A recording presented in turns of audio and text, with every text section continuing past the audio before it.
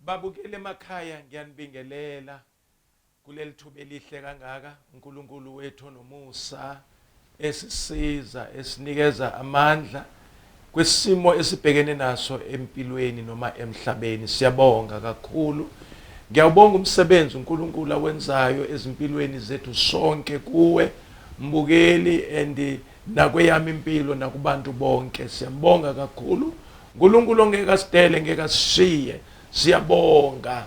Isihloko sethu engisahleli kuso, inkosi isangibekile la ukuthi ke sincengane sibonisane ngento eyikhambi, noma kuqala sikwazi ukubona ukuthi inkinga kahle kahle isivelela kanjani.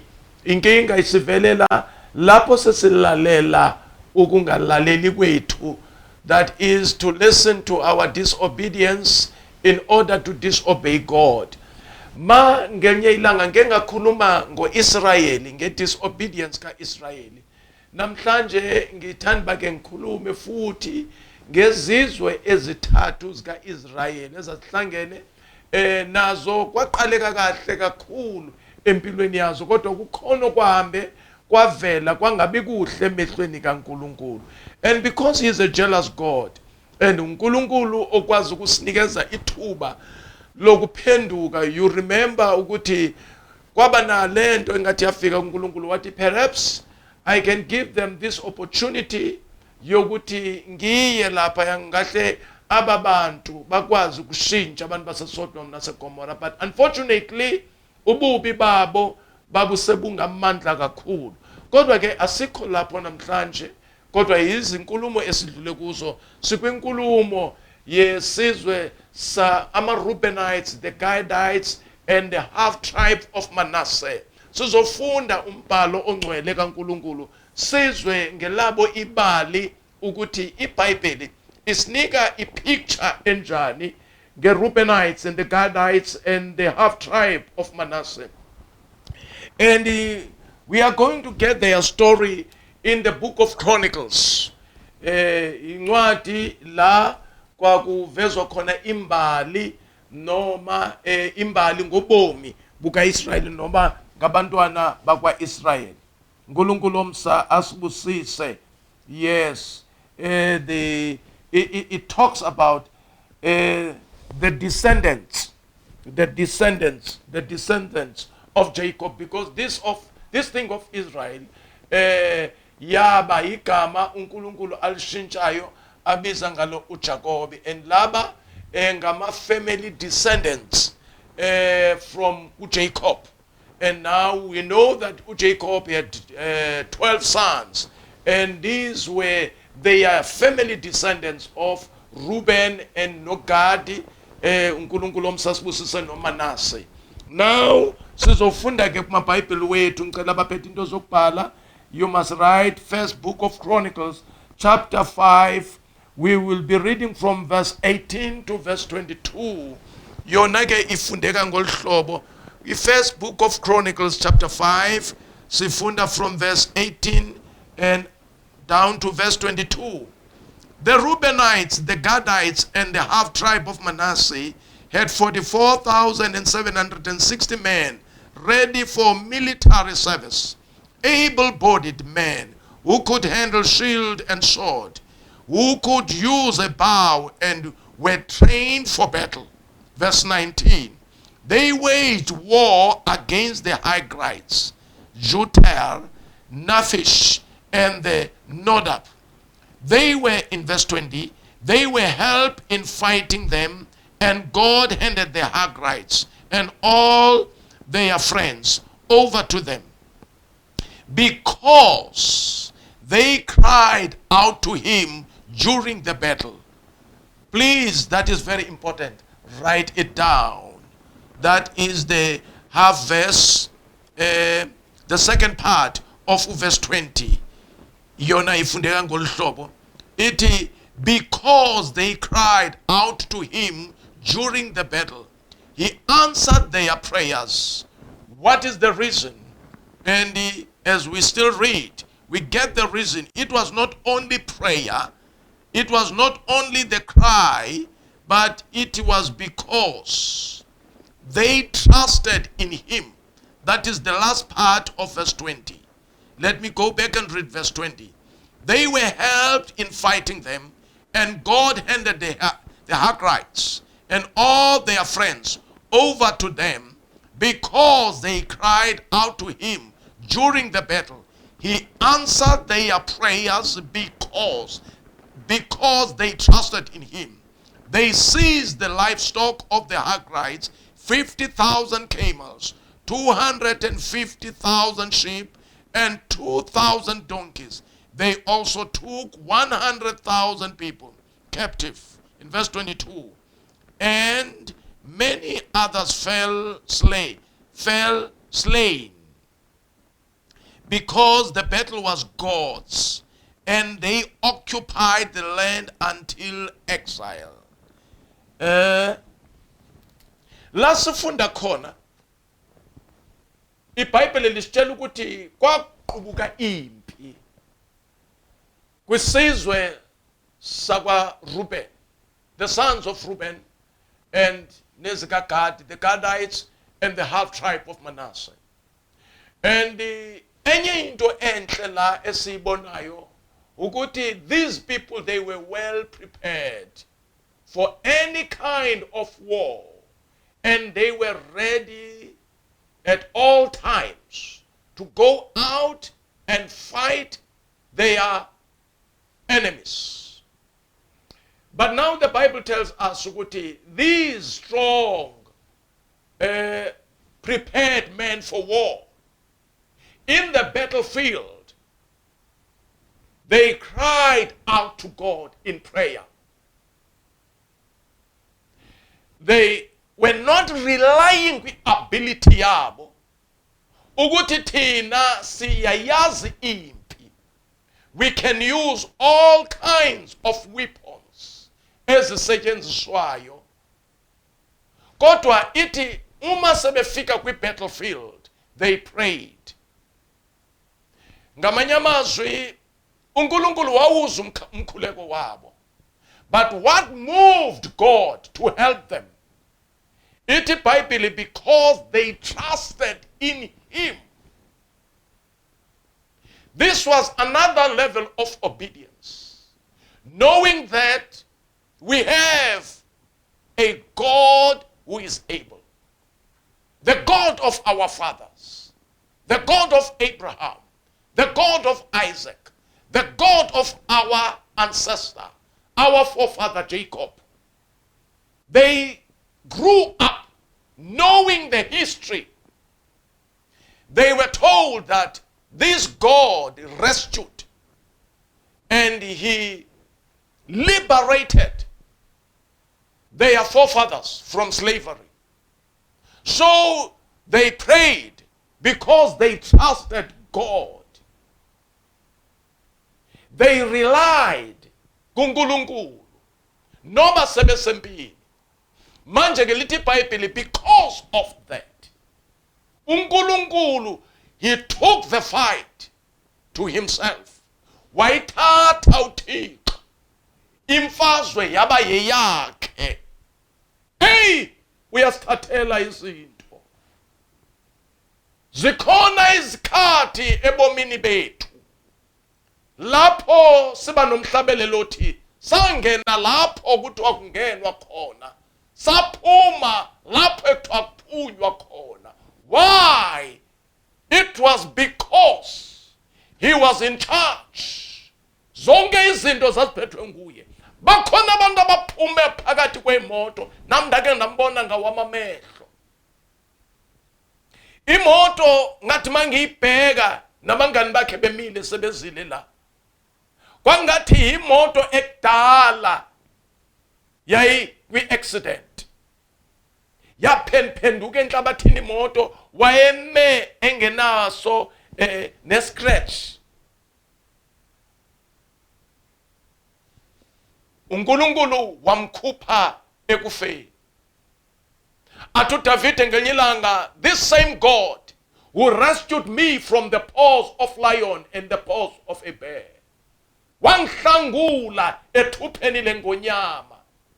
Abaningi bethu bafika bangena kundawo ekuthiwa kuse-intensive care.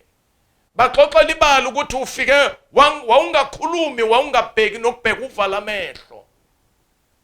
Babebona nje kuphela ngokuthi there is kwimachine abayifakile ukuthi the heart is still beating. Inhliziyo isaphila. Kodwa umzimba wona wawungakhombi any signs of life. And kungenxa yokumethemba uThixo esimethembe ngako ezikhathini ezithile empilweni yethu. Kwesinye isikhathi it is not because of amalanga amaningi athathwa ngumuntu esithi uyakhuleka kuThixo, noma mhlambi kukuzila ukudla, noma mhlambi noma yini into oyenzayo. Kodwa uThixo ujonge into ukuthi lo muntu uyandethemba. Baze bathi abantu uyazi besingathembi thina ukuthi uzophinda ubuye uzoba phakathi kwabantu. Athi mayephendula bengisazi ukuthi ilanga lokuhamba kwami emhlabeni alikafiki. uNkulunkulu akakavumi ukuba ngihambe emhlabeni. Bathi abantu buyazi njani? Athi bekungitshela enhlizweni yami ukuthi no. uNkulunkulu uthi cha, akusilona ilanga lakho, awukazi uhamba usezophila. Ithi ke wabasiza uNkulunkulu, wabalwela ngoba bathembela kuye. Zange bathembele kwizikhali zabo, zange bathembele kulwazi lwabo, kodwa bathembela kuye uNkulunkulu, wabasiza uNkulunkulu. Ake siqhubeke sibona isenzo esihle, abantu belalela okufaneleyo.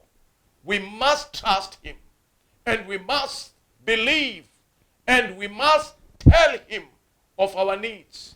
Ngoba uNkulunkulu osithandayo enangeke asiyekele. Uma ke siqhubeka bahlobo bami, after verse 22, verse 23, if the people of the half tribe of Manasseh were numerous, they settled in the land of Bashan to Baal Hamon, that is to Seir, Mount Hamon. Verse 24, these were the heads of their families: Eper, Ishi, Elil, Ezra, Jeremiah, Hodaviah, and Jediel. They were brave warriors, famous men, and heads of their families. But, that is verse 25, but they were unfaithful to the God of their fathers, and prostituted themselves to the gods of the people of the land, whom God had destroyed before them. So the God of Israel stirred up the spirit of King Tiglath-Pileser, king of Assyria, who took the Reubenites, the Gadites, and the half tribe of Manasseh into exile. He took them into exile. They started very well, but they ended very bad. They were good starters in life, but bad finishers. They finished in a bad way. uNkulunkulu, in helping them, they captured their land, the Hagrites, and they took their livestock, and they have people as their servants. And God helped them greatly. When fame came upon them, because uNkulunkulu ebebanceda laba bantu, they became unfaithful to God and prostituted themselves to the gods of the people. And uNkulunkulu stirred up the spirit, the heart of King Pileser, and he came against them, and he defeated them, and he removed them. Sihlobo sami esithandekayo, ingabe khona into esibonayo la. The people who started very well, but their end was terrible. they listened to their disobedience. When they had everything, they became unfaithful. Even in the days like this, uNkulunkulu expect us to be faithful towards him. Ufuna sibe ngabantu abahlala be-faithful. Noma isimo sibanjani, noma sekwenzele izinto ezinhle empilweni, uNkulunkulu usabheke elindele ukuthi methembe, hlala kuye. Ngamanye amehlo, ingozi singabantu isifikela in what we have accumulated in this life, in what we have achieved in this life. And these things, they became our gods. The type of car that you are driving, the type of house that you are living in, impilo iphilayo ingabi yakusintsha na. Instead of being humbled, wazi ukuba ngikule mpilo engikuyo, nguThixo owangenzela lo musa, akusiwona amandla ami, akusikona ukuhlakanipha kwami. Balwelwa nguThixo because they cried. You once trusted in this God. Wamthemba uThixo ezimene ezinzima. Wamthemba ungasebenzi uphelelwe ngumsebenzi. Wamthemba ukuthi uNkulunkulu uza kuvulela umnyango ngelinye ilanga. Wamthemba uThixo uphile impilo. Impilo yakho yayibuhlungu kakhulu, kodwa wamthemba uThixo ukuthi uDoni basheshe bahleka. Kanti inkosi izwile uthi angeke kwahlala kanje. Baningi abantu bombabo bushintshile. Abantu babazi impilo zabo zingekashintshi. Bazi abantu bakudoubt bathi, hey man, ngakubona endaweni ethile mara ngangasishow ukuthi nguwe. Ngendlela ifavor kaThixo engayophezulu kwempilo yakho. Uze abantu balahlekele. So ushintshile. So yonke into yakho seyihamba kahle. But be careful. Don't be unfaithful to God. Ungayenzi into kuba ungathembakali kuThixo. Ungamjikeli uThixo owakwenza ukuba ube kule ndawo ube kuyo. La ukhona ubekwe nguThixo. Belicebo lakhe uNkulunkulu ukuba ube kule mpilo uyiyo. Okuyo namhlanje. uNkulunkulu wathi ngoba umethemba, ukhuleka umethemba uNkulunkulu. Ingabe sikhuleka sinethemba na ukuthi noma kunale disaster, le virus esibhekene nayo, kodwa ngeke sajika. Noma sebelela abanye abantu, kulalo kholwayo nongakholwa, kodwa sikhuleka sinethemba. And our president is saying we're gonna win this thing. Sizoyinqoba, sizowina. Uyasinika ithemba, and umbhalo usinika ithemba ukuthi uNkulunkulu unathi. Jesus said, I will be with you always until the end of this age. Usesenathi unathi uThixo, angeke wasiyekela. Uma ke phathina sisuka kuye, we must know this one thing: he is a jealous God. God, he can judge us. Unokusehlulela uThixo. Singacinga ba uThixo, he cannot judge abantu when they become unfaithful to him. Uma abantu sebejika baqala uba unfaithful to God, uNkulunkulu uyayenza into ezokumenza umuntu omvula amehlo. The reason ukuthi abathathe baye kwi-exile, it was not for a plan to destroy them, kodwa wayeyokubavula amehlo. Hlobo sami, nawe lesisimo ukuso namhlanje, impilo yakho yayingasinje ngaphambili. Wawungumuntu owayephila impilo eright, kodwa namhlanje uthi mfundisi, you don't understand why zonke izinto zami zikhona. Kodwa do this one thing: return to your God. Buyela kuThixo wakho. As long as umphefumulo usekhona, impilo isekhona, he has a plan. Uthi kuJeremiah, I have good plans for you, plans to prosper you. uNkulunkulu njalo. Though Job yena, he never sinned against God, kodwa kwenzeka izinto zakhe because of the enemy. It is not always God who takes away our things from us, but also the enemy uyakwenza lokho efunda siqabane noNkulunkulu, athi uNkulunkulu ngilahlile. Kanti isitha silwa nawe uJob wamethemba uThixo, wamthemba, wathi noma inyama yami iphela nje, though my flesh is like this, but still I will trust in this God. What I shall live and see the goodness of the Lord in the land of the living. Uzobona ubuhlobo kaThixo ngaphambi uhambe. You will remember this word engitshela zona. You are not going to leave. Awuzushiya lo mhlaba impilo yakho isenjalo. Today, when you do only one small thing, start to trust in him. Start to trust in him. Whenever you pray, whatever you will ask those things in faith. Trust in this God that he is able. Nkulunkulu omsasibusisi. Ngizokhulekela lolo hlobo labantu namhlanje.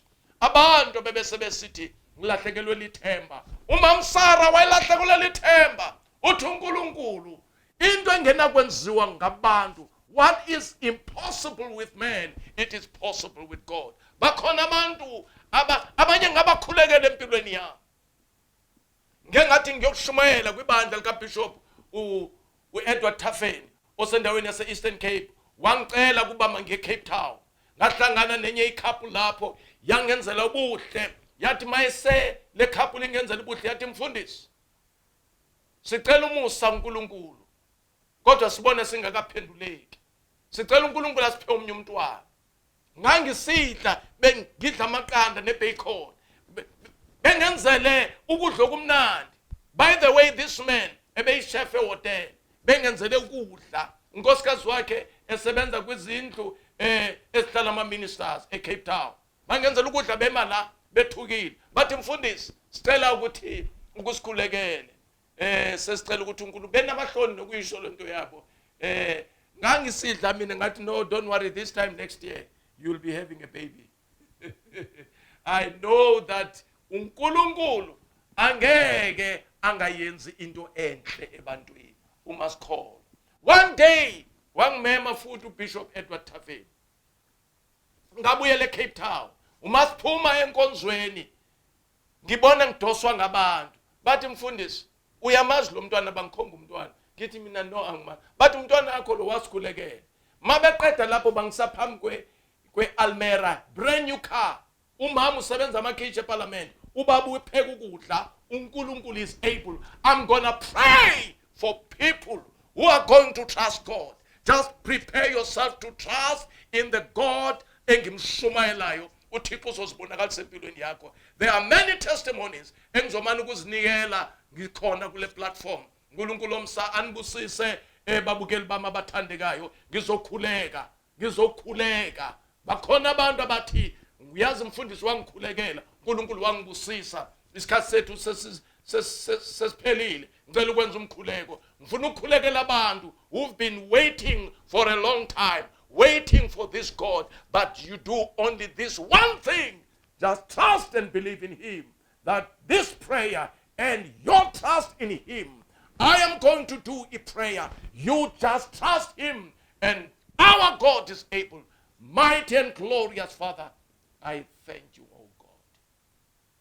Ngikhuluma ngawe la. Ngikhuluma ngeability yakho la. Ngikhuluma ngokuthi thina masinyathela kanje. Uma sithi left when uthi right. uNkulunkulu omhle awume endaweni. You move together with us. Baba ngikhulekela abantu ekade belindile Thixo wami. Abalinde abanye njengoSara. Sekuthiwa ngabantu ngeke kusenzeka. Baba ngiyabakhulekela, and I am waiting for their testimonies. They are going to fold. But mfundisi ngelanga eliso wawukhuluma ngempilo yami. Mawukhuluma ngabantu ababelinde uNkulunkulu isikhathi eside. What wena, your part you will pray. My part I must trust God. Uthi mfundisi ngamtrust uNkulunkulu. uNkulunkulu wangenzela umusa. Namhlanje ubomi bakho buyashintsha nguThixo esimkhonzayo. Whatever you've been waiting for all those years, I am trusting that our God is faithful and he is a loving God. He is now the angels of supply. The angels of supply are bringing that gift to you. Are bringing that gift to you. In the name of Jesus, I believe you must believe also in Jesus' name. Amen.